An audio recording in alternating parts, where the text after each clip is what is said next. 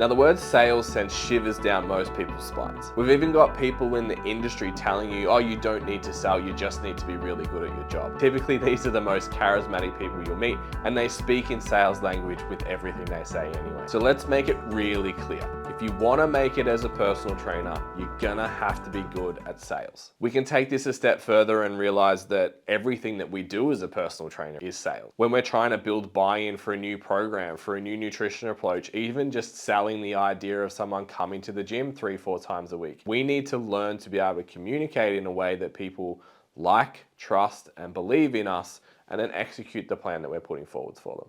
So if you're a newer personal trainer and you want to get to that first $1,000 week, that's the benchmark, right? We know once we get over that, we're probably going to make it out of our minimum term, and we can kind of build our own destiny in the fitness industry from there. Now, obviously, depending on your pricing, that's probably gonna mean somewhere around 15 to 20 clients, which means you need to sell what you do 15 to 20 times. Because I can guarantee you that 15 people are not walking off the gym floor and asking you for personal training, and you're not gonna get 15 direct leads from the gym that are gonna sign up for personal training either. And just while we're on that topic, it's important to think that it's not just getting those 15 clients. Once you've got them, you're gonna have a natural turnover. While you're newer, that might be somewhere between 12 and 26 weeks. So that means we need another 15 sales every 12 to 26 weeks afterwards. So theoretically, if you're making one sale per week continuously for your first year, you will easily clear 50 grand, easily clear that $50,000 benchmark that we talk about being success in your first year as a personal trainer. And if you get really good at this stuff, you can turn that into 100,000, 6 figures very, very quickly. Okay, so if you believe me and you're still here, let's talk about the 3 things you actually need to be good at sales. The first one's lead generation.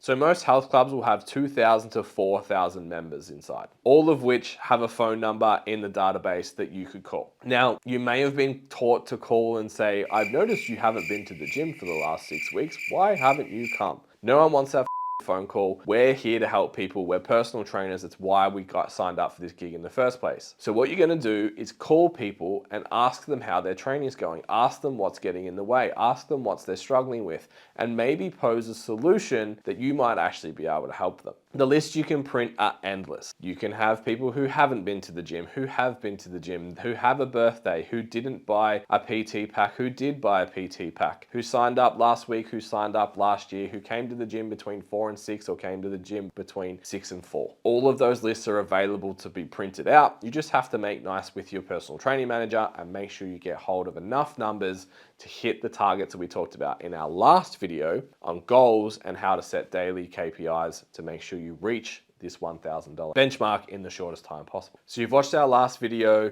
you've got those call lists, you're ready to go, but what's number 2 out of the 3 things you need to be effective at sales as a new personal trainer? So during your onboarding into the health club that you've started working at, you will probably given a generic consultation form. Probably had the ESSA questions on it and a handful of boring ass questions and maybe even some movement screening. Here's what I want you to do with that. Just put it in the bin. No one cares about these tests, no one cares about, and no one wants to be judged answering all of these questions.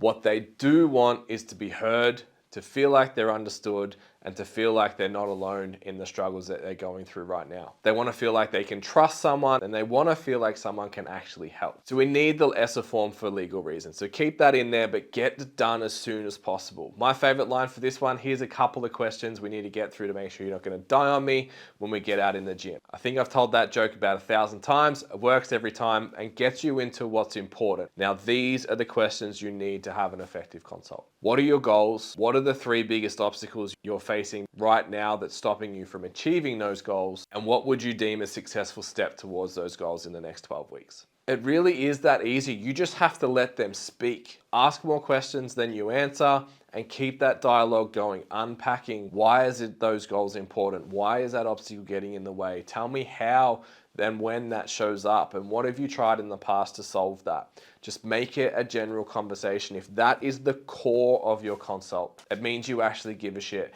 and it means that they will actually buy into what you're saying. They'll like you, they'll trust you, they'll want to be around you. And then that leads into our 3rd part of sales, which every personal trainer fucks up when they're first starting out, is the sales presentation, aka asking for money. Now, I understand talking about money can be scary, and for a lot of you guys, what you're asking these clients to pay, you can't even afford yourself. So it's fair enough to have some kind of apprehension. But what we've just shown is that even from the phone call, even in the consultation, maybe you've done a workout in between and shown your value, that you've been able to identify the obstacles that this client is actually facing in their day-to-day life. And you know that you actually have the pathway forwards to that. So you don't have to be a greasy salesperson with NLP experience and all these fancy tricks and language to get this person to buy from you. You just simply have to show them this is how it works and this is how much it costs. So we've identified sales as one of the 4 things that personal trainers need to be successful, especially to make that first $1,000. Because we know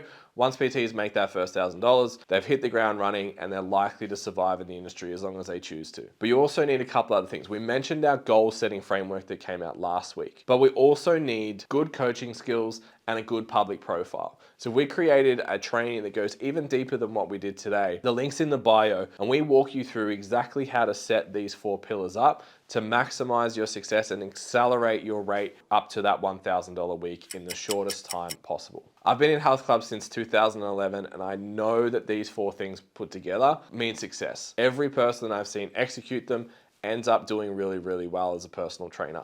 Everyone who I've seen miss them really finds it really challenging and either drops out in their first 3 months or it's just a slog until they eventually go find a real job. We think the free video training is really valuable, so all we ask in return is just hit subscribe, hit like, and maybe send this video to someone who you think might need it. Maybe they're struggling with sales. Maybe it's your PT manager to show them, hey, I want some more call lists. This guy said this is how to get it done and this is the approach I want to take. Happy to have a chat. Anyway, we'll see you next week for our coaching video. Till then, happy sailing.